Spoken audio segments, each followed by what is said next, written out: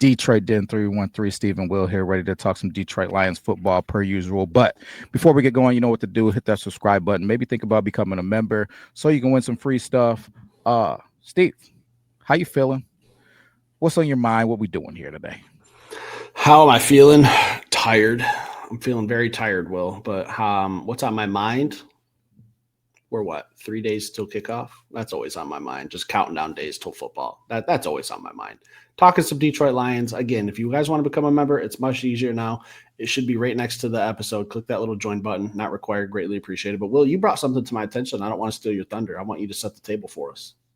All right, so I don't know which one you want to go with first. I think we'll go with maybe potential trade bait first. You know, and obviously it's not the hugest deal in the world, but I think there is a potential. I've heard a couple people talking about it. It's bounced around Twitter a little bit. Craig Reynolds. Maybe Craig Reynolds could potentially be on his way out of town. Was inactive for our last game, but not on the injury report. That tells me that that's a healthy scratch to me by all means. Jacob Sailors playing special teams, returning kicks, doing his thing. RB3. We also have Sione Vaki in that running backs room. Do you think that potentially Craig Reynolds' time could be coming to an end in Detroit?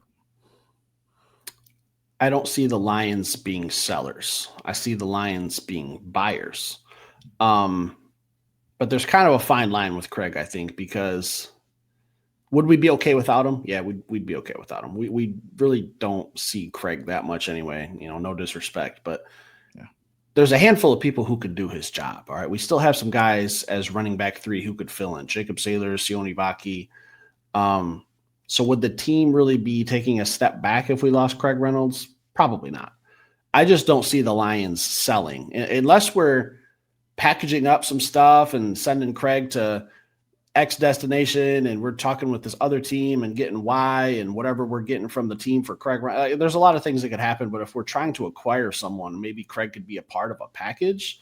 But I don't know. I don't even really think Craig's going anywhere, to be honest with you. I don't know if a team's willing to trade for a player like Craig Reynolds, in my opinion. I think there's probably some other people out there that might be selling a little bit better. I saw something about Travis Etienne for the Jackson Jaguars possibly getting traded. So I think if that's the market, we have to see what happens there and then kind of go accordingly with Craig Reynolds. But would I be heartbroken?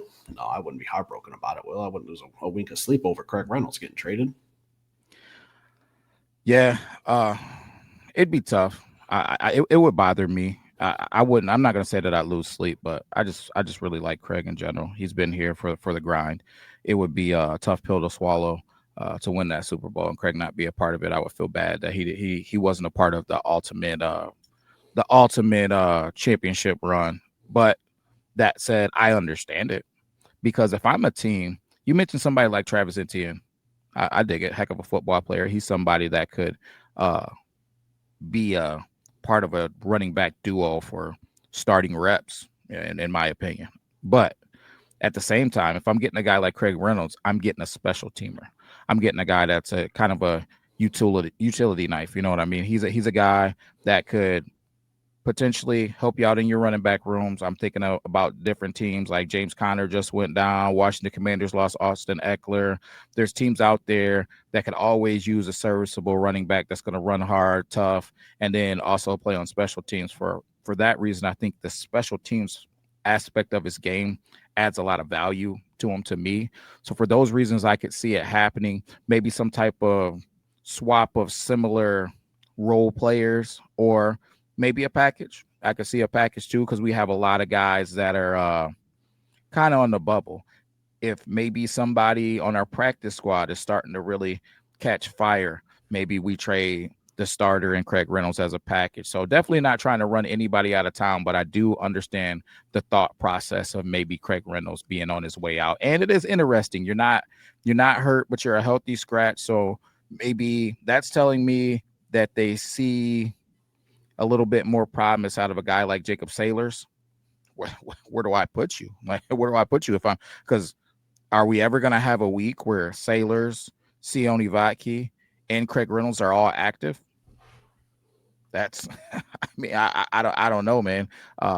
That's what that's three right there, man. And then we haven't even talked about Gibbs and Montgomery. You're going to take five running backs into a regular season game, and I know some of them are playing special teams, but it just doesn't make sense. So it'll be interesting to follow. I don't think it's really by any means the craziest thing in the world or breaking news that needs to be like broken live, where regardless, stop what you're doing and listen to it. But I'm gonna follow it.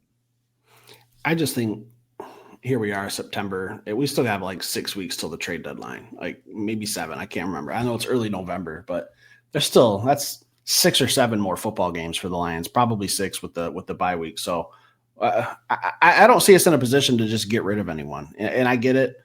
It's kind of a fine line, like I said, but I feel like if the Lions keep playing like we've been playing, we're going to be in buy mode. So maybe we trade Craig Reynolds and try to, throw in a late round draft pick and try to acquire someone better, but a team has to be in need for a type of Craig Reynolds player. So it's probably not an active market with a lot of people who want to do that trade. But I don't know. I'm just not sure if I'm ready to just sell off a player that we could potentially use. You never know what's going to happen in the NFL. We're only in week 3. Maybe Dan and Brad are thinking if this injury bug bites back up on us, Craig could be a guy that we might need, or we're kind of thinking long term here, not just the next 8 weeks or whatever. So I don't know what the mindset is, but just trading this early in the season is kind of wild. I need to see something else happen first. I need to see a domino fall before I'm willing to trade a guy. And I know what I kind of want in return in a trade. And actually, I want to get a better look at Al-Qadim Muhammad to see, is edge still something that we're going to need, or is he going to be the guy? Because he's leading the team in sacks right now. So I think we're set there. Could we be in a position to get a backup left tackle, a backup interior offensive lineman? I don't know. We still have a lot of time to figure out what this Detroit Lions team really needs. So it's really hard for me to put a market value on Craig right now. For me, it's just about, I don't think you're losing anything. I don't think you're if you have Jacob Sailors instead of Craig Reynolds, I don't think that you're missing out on anything. And no disrespect to Craig, I just think that Jacob Sailors is also a tough, serviceable running back who can play special teams. I mean, they're 1A, 1B to me. Like I don't think you're missing out on anything. And it's the same thing with Sione Vaki, and Sione Vaki could potentially maybe be an upgrade because this is a dude, if you get in a jam, you can throw him on defense. So there's also just another little sprinkle to his game that'll keep him around. So for those reasons, man, I just think that ultimately you got 3 guys that can be a role player in similar positions. I just kind of think it's a waste of a roster spot. And if you can get somebody else that does something different, you go ahead and do that. But like I said, it's just something to follow. I don't know that it'll be today or tomorrow, but it was just interesting that Craig Reynolds is inactive for a game, healthy scratch, and then Jacob Sailors is out there. Yeah, I mean, we'll keep an eye on it. I just don't think anything's going to be happening within the next 6 weeks. So we'll have to just forecast the battle and see what's going on. But what else we got for today? Listen, so yesterday we talked about Terion Arnold, some concerns that we have. I did think that people go to the extreme, and I expected it. People are saying that, we hate Terion. Why aren't we giving him an opportunity to learn the hardest position in football? People are saying all the things. Number one, just to speak to that, we didn't come on here and say that Terion was the worst corner in the world. I will say that out of all the cornerbacks, he's ranked 77th in pass coverage. I will say that Dan Campbell mentioned that he was struggling. Take that for what it is for people that are getting in the comments saying that he's not even playing that bad. So, but it's not just about giving him an opportunity. It's about us being on a Super Bowl run, right? We're trying to achieve a Super Bowl. We are a team that is a Super Bowl caliber team. Most people believe that, and I think if you don't, I got to question your football acumen if you don't think that this is a Super Bowl caliber team, especially after beating up on the Baltimore Ravens, who are always in the conversation for the Super Bowl. Now, with that said, don't you play the best player at the positions, right? So my question isn't if Terion Arnold is good enough to start in the NFL. I know he's good enough to be a starter in the NFL. What I don't know is he better than Amik? And if he's not a better than Amik, why don't we put Amik out there? And I'm not saying Terion shouldn't get any reps, but these games matter. We got a tough freaking schedule. So if he continues to get beat, at what point do you let Amik go out there and compete, put Brian Branch at nickel, and let's play games with that safety position. Maybe you bring in Rock Sin, or maybe you put Rock Sin at the nickel position, and then or Avante Maddox, whatever. Like, we got guys to be able to do those jobs. Or maybe you put Terion at the nickel and see what he can do. All of the things. Why not try all of the things? Why not move it around? People mention, hey man, we had 7 sacks. He must not have been playing that bad. Again, we didn't get on here and say that he was the most terrible player in the league, right? But you have to be willing to evolve. You have to be constantly looking to get the best players out there to put your team in the best position to win. Other teams are watching film. If Terion is a person that it could potentially be a liability or somebody that can get picked on, people are going to come into the game saying, hey, I see number 6 out there. We're going to jam him, throw it up, and hope for a pass interference, or hope that he gets beat. So that just to speak to that aspect of it. But anyway, Steve, setting the table, we have a young corner that's struggling right now, not playing his best football or football up to his potential, especially where he was drafted. Understand that it's a tough position and it takes time. But to go along with his struggle, Steve, he has a strong social media presence and recently mentioned starting his own podcast. So that said, Steve, is it a problem to you that instead of just being one of those guys that's locked in and focused on performing his craft at the highest of levels, he's doing podcasts now? He's writing songs. He's a rapper. He's doing music. He's doing these photo shoots and commercials and all of this stuff, and he's not playing well. Is that something that bothers you? Is that something that is a concern for you? No, it's not. Listen, he's not talking about starting a podcast. It's started. They're up and running. Him and Patrick Surtain of the Denver Broncos. They're already up and running. They've already got some episodes out. Like, it's not like they're talking about starting it. Like, they're in business. Does it bother me? No, not at all. Listen, there's a human aspect to this. All right. And he has every right to do what he wants on his off days. He plays professional football. He makes a lot of money when he gets an off day.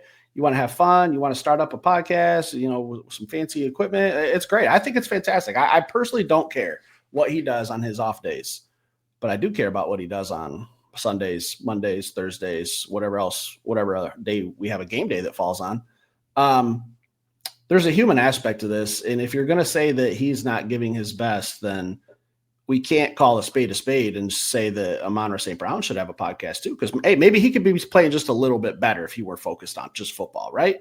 So let's not move the goalposts when we're critiquing Terion Arnold and what he does on his free time. I'll stand up for him in that regard. But on Sundays and game days, he's not looking good, Will. He's not. And to go back to what you said in the beginning about TA, if he were playing good football, Kelvin Shepard and Dan Campbell would not be at the podium talking about how Amik Robertson's going to get a look at outside corner this week.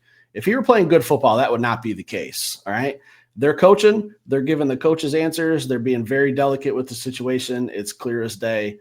Amik Robertson's going to be playing a lot of outside corner on Sunday. That's a sign. Okay.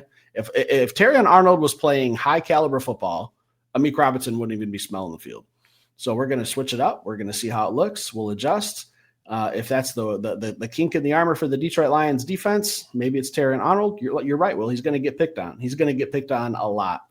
But the podcast thing, no, it doesn't bother me in the slightest. And I get the optics of it. It doesn't look good. But these guys get off days. All right. Picture yourself working 84 hours a week. You get a day off. You want to go do something fun. You have that right. Terion Arnold has that right as well. And I get it. A lot of people are going to say that it's a bad look and he could be using that time to do other stuff, but he's not a robot, Will. Does it bother you? Does he have the right to go ride a motorcycle and do wheelies? Does he have the right to jump off cliffs? Unless it's in his contract. Does he have a right to bungee jump and do all these things? Listen, bottom line is you're paid to do a thing, right? I want to start there. You're paid to do a thing, and a lot of times these guys, like Kirby Joseph, can't do backflips. Like, he can't do backflips anymore before the games because he can't hurt himself because he's got to be willing and able to perform and do his job, right? Now, do I think that there's a world where he could be allowed, similar to Amon-Ra St. Brown, to do a podcast? For sure. But Amon-Ra St. Brown wasn't doing a podcast in year 2 playing bad football. His podcast started after he got his sea legs under him. He was playing elite level football and he was doing his thing. And I'll tell you, I don't love it.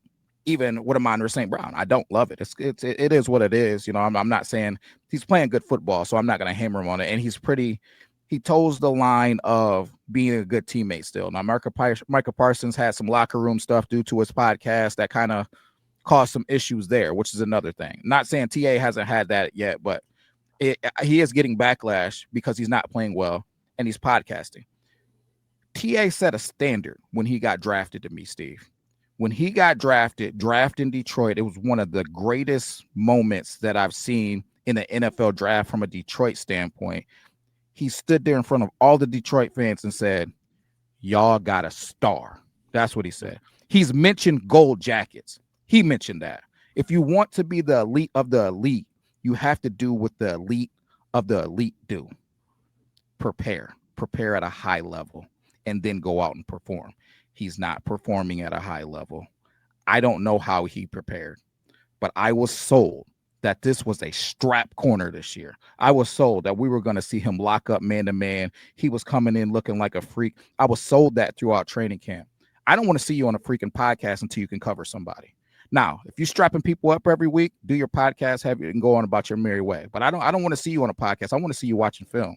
I want to see you being dedicated to your craft. That's just me personally. If you're going to talk about Go Jackets. Now, if you're going to be a Jag, just a guy, do your podcast, man. Do your thing. Right? Just be another guy in the league. You don't have to prepare at a special level. You don't have to do special work. Mike Tomlin says something that I love, man. He says, to be an uncommon player, you got to do uncommon things. It's common to be a player that's now popular and now have a platform to go out and want to talk and be seen. It's uncommon to take that time and be Jack Campbell behind the scenes on the farm, baling hay to get a workout in. Like, that's uncommon.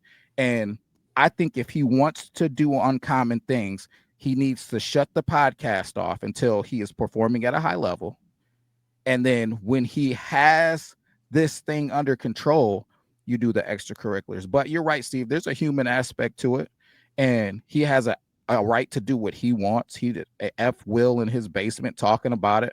But I tell you this, Steve, I've been around and I've got the opportunity to watch and study a lot of champions. And the champions, the Kobe Bryants aren't on podcasts. The Kobe Bryants are at practice demanding that people practice at a championship level every single day. And then you're preparing your body and your mind outside of that practice to do your thing on that field and go after championships. That's what the Kobe Bryants are doing. That's what the Tom Brady's are doing. That's what the elite of the elite, the Deion Sanders, you saw all of that hoopla, the Floyd Mayweathers. Yeah, he would be out and about and doing this thing at 3:00 in the morning. He's running and preparing his body. He's not drinking. He's not smoking. He's not doing all the things that other people are doing. He's making the ultimate sacrifice to be prepared. TA, play better before you start podcasting would be my opinion on it. But you're going to do what you do, and I hope we figure it out one way or another. Hey, you're wearing a Honolulu blue for him, and so I'm cheering on you, but I can't go with all the extracurricular. He's doing music too, Steve. He's doing music. He's writing songs. He's doing like I just don't love it. So should he just be locked in a jail cell after game days and just be? No, he should be watching film. He should be watching film. I'm not saying he's not watching film. I don't know what he's doing with all of his off time, but I don't think it hurts to sit down and do a 1 hour podcast or whatever it is. Like 1 hour. I don't think it's crazy work to take an hour out of your day, decompress mentally, talk about some football or the old days with one of your boys from Alabama and just kind of sit back and shoot the shit. I don't have a problem with that. And I get it. It might look bad. He's not playing good football, but to say that we should just, after game days, we should take a police escort and drive him right to his house and put him on house arrest and make him do football drills, football activities, make sure he's sleeping 8 to 10 hours. He's only drinking water, no music after 9 p.m., no walking the dog, no letting the dog out after 11. That's too much. Like, I get it. Listen, I'll be critical of TA. He sucks playing football right now. We also have rights as humans to do things that we want to do, to say what we want to do within reason. And he's got that right just the same as you and me. Like 100%. Without turning this into a Colin Kaepernick show, as much as I hated what he did, that was his right to protest. And as a veteran, I understood that it was a little bit different for me, but I know that was his right that we defended as Americans. So I agree. I'm going to stick up for TA. He's got every right to do what he wants to do in his off time. I won't say it looks good. It doesn't look good at all. But I can't just lock him up when he's not around the coaching staff. And the bungee jumping, all that stuff, like that's put in contracts because you can get hurt and then it hurts the team. Unless he gets a podcast injury somehow, I don't see how it's gonna be put into his contract that he can't do something like that unless, like, I don't know, my light falls on me and breaks my hand or something. But I think the chances of that are slim to none. I get it, Steve, and I hear where you're coming from, but I'm going to say this, and I'm going to leave it at this. The bottom line is it's not just a podcast, and you know about podcasting because we do it. It's never just an hour. You got to be prepared for getting on there. You got to get to the location. You got to set your stuff up or have somebody set it up. It's more than an hour of his time. That's one. Two, I'll say this. It's not just podcasting. He's also doing music, as I spoke to, and he's doing an abundance of other things. So,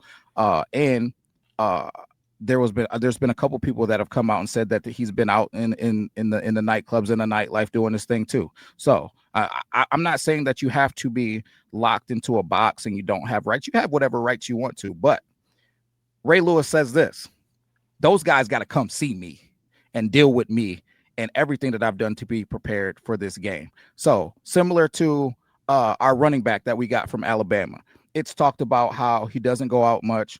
He spends a lot of time preparing. He spent the whole offseason transforming his body, stretching, monitoring what he eats, and staying low profile. And he's completely transformed his body and his game to another level, to take another level. Right. So TA can do whatever he wants, but he's going to see and have to go see on Sundays the dudes that have made that ultimate sacrifice to be elite. Can he deal with them? Can he deal with the dude that decided not to podcast?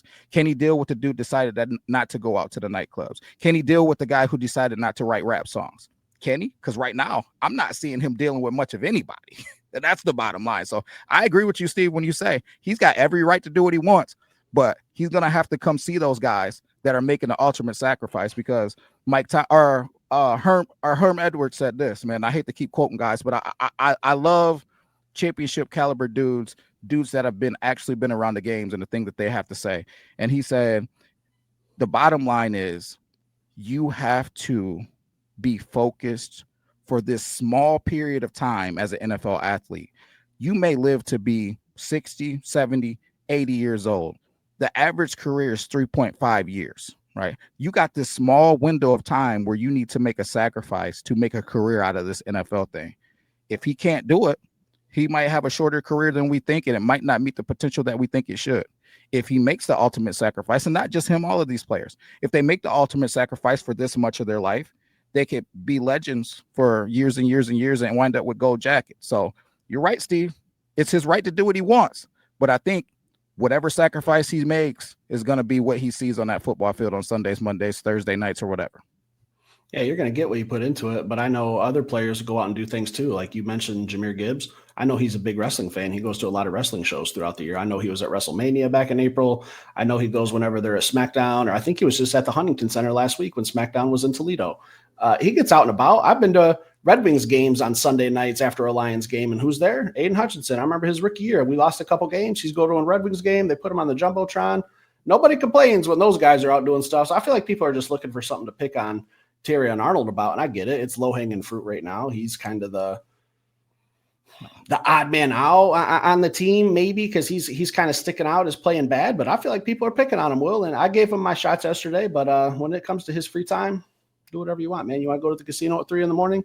That's fine. If that's what you're doing and you're not playing good football, you won't be a Detroit Lion forever, so you're only going to get what you put into it. So I guess we'll see when his contract comes up, how much faith they have into him. Is Hutch doing music? Oh, are we talking about the music? I don't know how much time he's putting into the music. To be honest, I don't even know. I couldn't tell you one song or one lyric for what he's put out. And I agree, and that's even worse. That's even worse. Like I just feel like Hutch, St. Brown couldn't even get Hutch to come on the St. Brown podcast, like because Hutch was saying, "Man, I'm just locked in right now, man. I'm just locked in. I'm locked into this thing. I'm not trying to come on your podcast, man. I'm locked in to being." Yeah, and Hutch is busy doing State Farm commercials and Heinz Briefs commercials, and he's going on the Up and Adams show, and he's doing Barstool stuff. Yeah, I'm glad you said that, but Hutch has also mentioned that there's an allotment of time that he gives to speaking engagements that he has to do, and he does them most of the time completely in the off season. He doesn't like to do stuff during the season. So it's just like, man, I feel like the greatest of the greats, men, have these parameters on what they will and won't do because their primary focus is the craft that got them to where they are, the platforms that they have. That's all I'm saying. So I don't want to pretend like I don't want these guys to have lives at all, man, but I really appreciate the guys who make the ultimate sacrifice to be the best of the best. And I think that at the end of the day, if you want to be special and you want to win championships, that's the difference maker. Tom Brady wasn't the greatest athlete of all time, but he was a guy who was making the ultimate sacrifices to get the things that he had. So I don't know, man. At the end of the day, I just hope that we bring a championship to Detroit. I think that Dan Campbell and Brad Holmes are looking for guys that are going to make the sacrifices that it takes to be champions. And I just don't feel like this is championship sacrifice out of TA. Do I think that his career's over or he's not going to be a good player ever? Or am I blind to the fact that he's still a little bit young and trying to figure it out? I'm not, man, but I hope we get it done. I guess Will just wants to rip up the U.S. Constitution and just throw everyone in jail when they're not playing football or to his standard. I don't know. Will Stalin? Is that what we're going to have to start calling you from now on? I might have to put that as your new name from now on. Will Stalin, the dictator. No football, no fun. Anything else for tonight? I'm not going down this road. Yeah. No, that's it. Stick around. Hit that like button. We'll be back later with another show. Peace.